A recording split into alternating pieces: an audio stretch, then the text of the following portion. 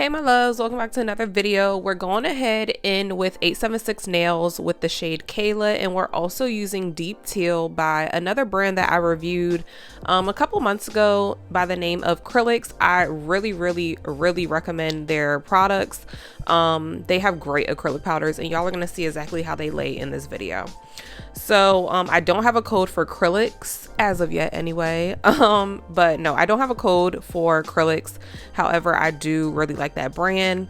I do have a code for 876 nails. It is N2H if you are looking for some money off to save.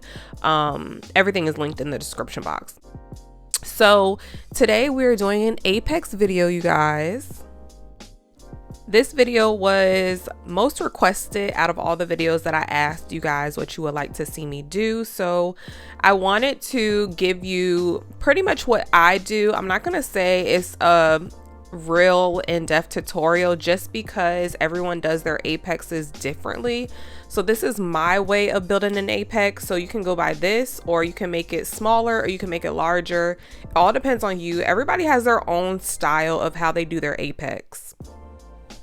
Now, even though I am doing a full application in this video, I'm not going to name it an application video just because that is not what we're highlighting today. However, if you want to pay attention to how I lay the acrylic, then you can go ahead and do that.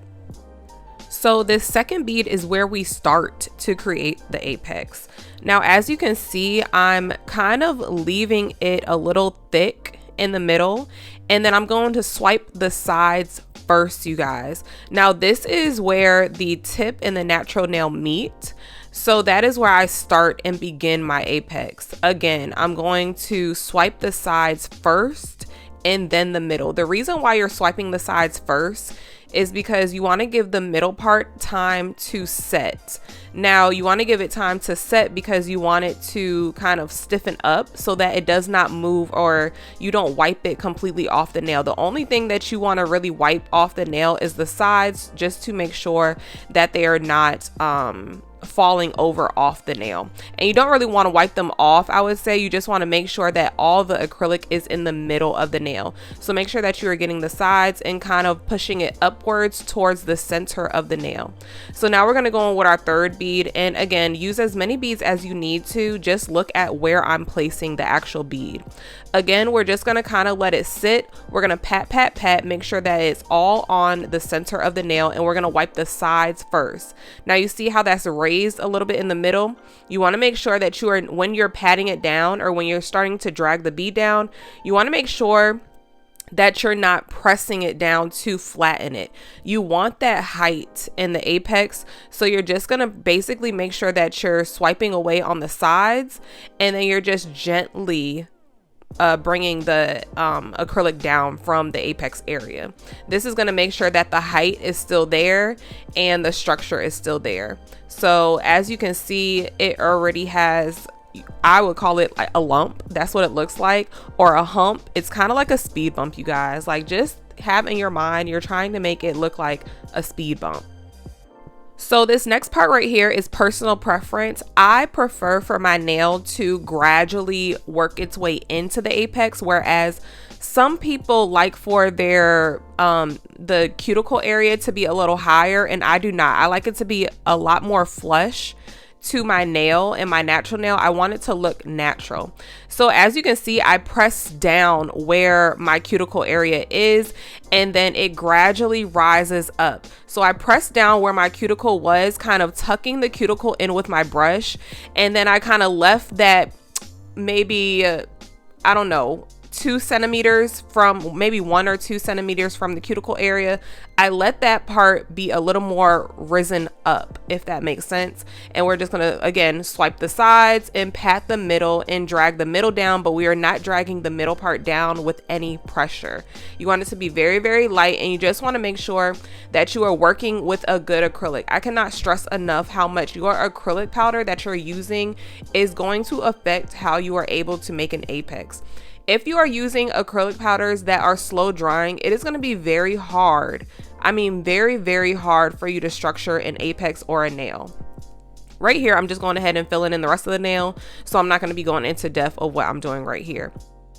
Now the apex that I just made is a little more of on the higher apex side. So if you do not want a big apex like that, you do not have to make it that big. You can do smaller beads and it will make your apex a little lower, but this to me is the perfect apex. This is how I like my apexes to be.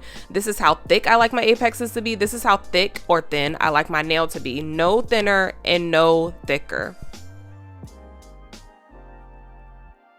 So now we're going to be taking acrylics in the shade Deep Teal. And when I say this acrylic powder is bomb, I don't know why I don't use it more often. I guess because I don't have a code and I can't promote it for any money off. But even though I'm not getting paid for promoting this acrylic powder, I do highly recommend it.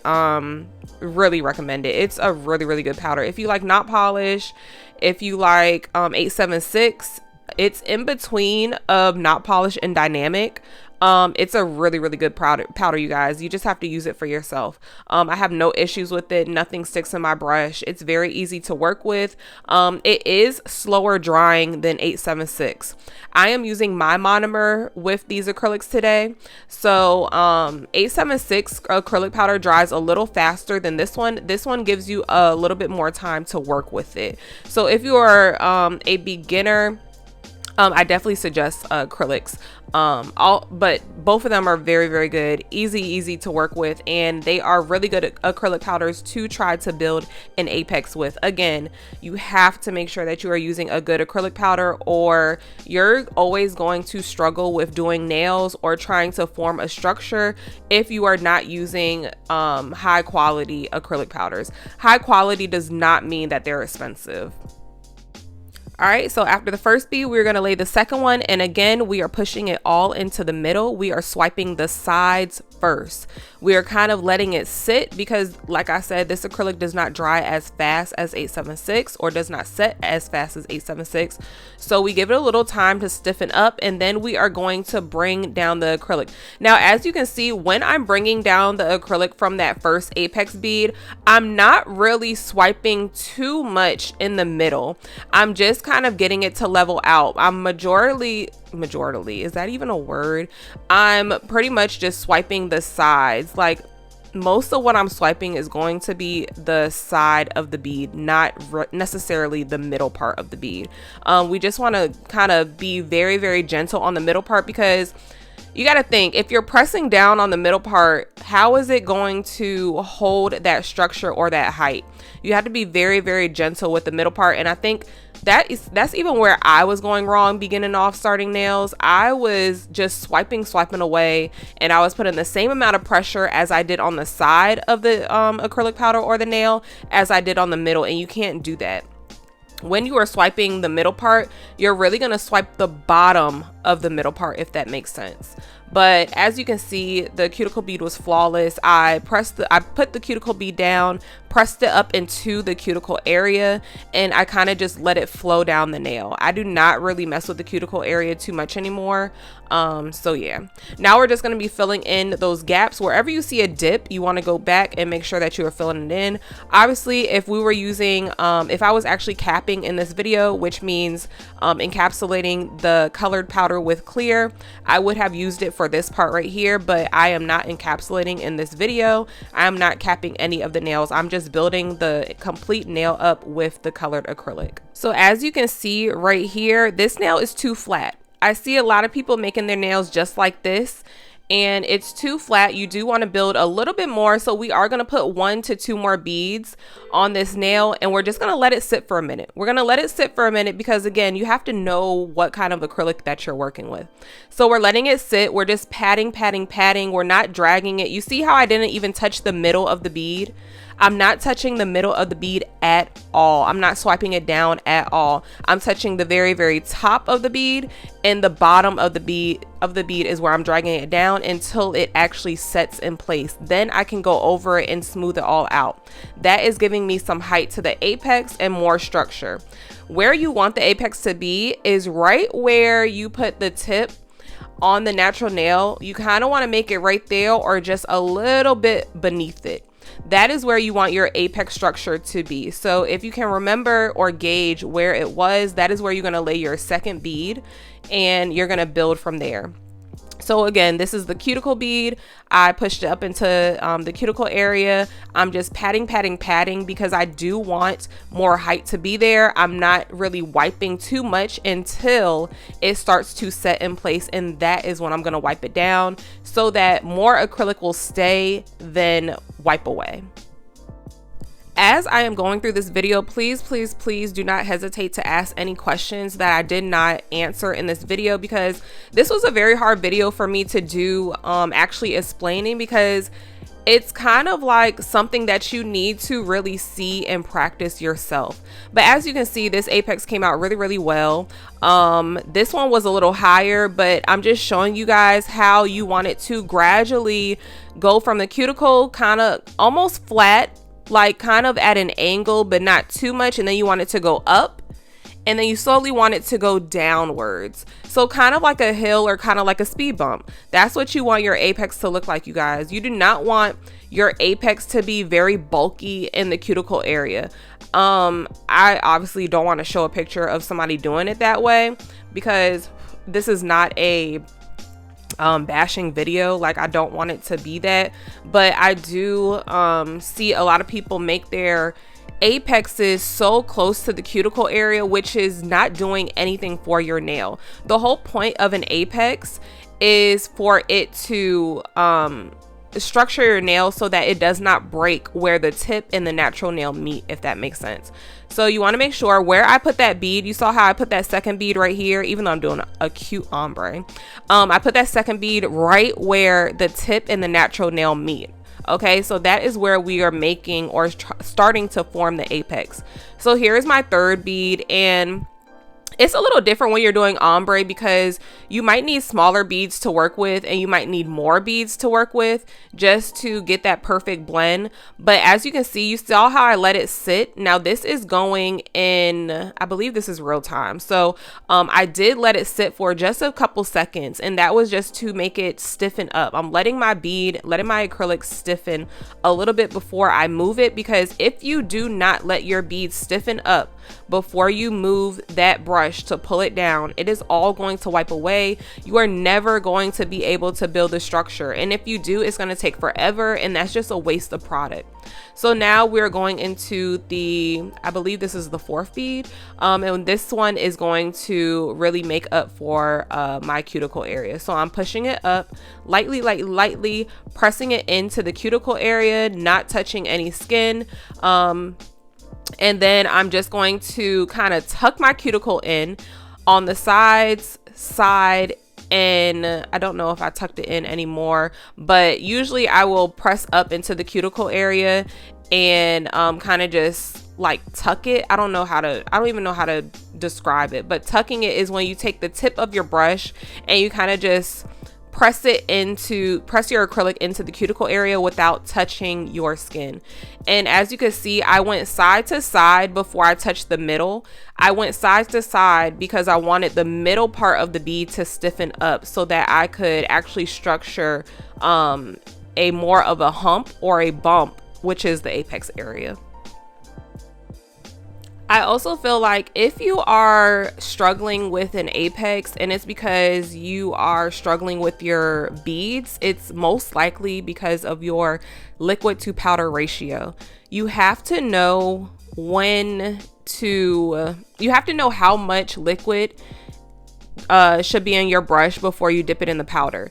That is going to make sure that you're gauging how your bead is going to set and how you're going to be able to move it when working with it. I hope that makes sense. Like, I'm thinking about it in my head as I'm saying it to make sure that it makes sense. That's why I'm kind of like pausing in between sentences. But you have to really know what you're doing to start building an apex, and that just comes with time, you guys. Like, it took me forever to do this. It's what are we going on? This is like my 100 something video, and I'm just now getting an apex. Like, I'm just now starting to build an apex. It took me over a year, you guys. It took me over a year to finally be able to really build the structure up to get a perfect apex. And even still, sometimes I do not make it perfectly. They're not all the time even. They're not always the same height in apex, but you just got to keep working at it. You have to practice. I highly recommend, if you are struggling with doing an apex, that you just watch a lot of how to build an apex videos. It is going to help tremendously, especially if you are a visual learner.